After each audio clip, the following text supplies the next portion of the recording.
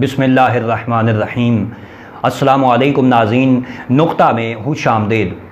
ایک بادشاہ نے اللہ کے گھر پہ حملہ کرنے کی جسارت کی۔ خالق کائنات نے اپنی ایک فوج بھیجی جو دیکھنے میں تو انتہائی چھوٹی تھی، اس کی قوت بھی اتنی زیادہ نہیں تھی، لیکن اس فوج نے اس بادشاہ کو اس لشکر جرار سمیت ذلت کے ایسے گڑھے میں پھینکا کہ تاریخ عالم میں اس کی دوسری مثال نہیں ملتی۔ آج ہم ابابیل پہ بات کریں گے اور دور حاضر کی ایک وبا جس نے ساری دنیا کو اپنے گھیرے میں لیا ہوا ہے، کرونا، اس کو اس کے ساتھ ریلیٹ کرنے کی کوشش کریں گے۔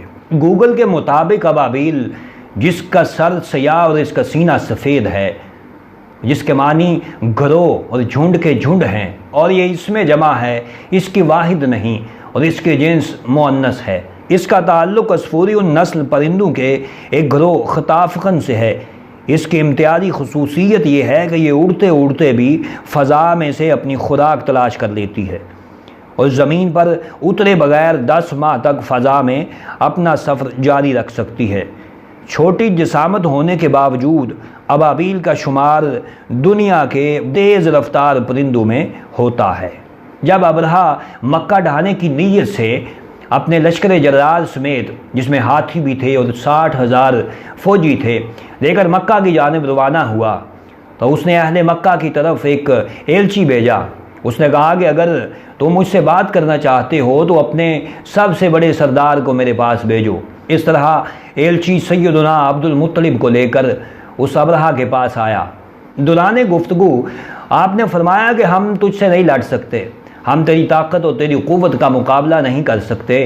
کعبہ اللہ کا گھر ہے اور وہ اس کی حفاظت کرنا جانتا ہے۔ تو اس پر ابرہا نے بڑے متکبرانہ انداز میں کہا کہ اب تم میں سے کوئی بھی مجھ سے نہیں بچے گا۔ ابرہا کی اس بات پر سیدنا عبد المطلب یہ کہہ کر اٹھ آئے کہ اب تم جانو اور کعبے والا جانے۔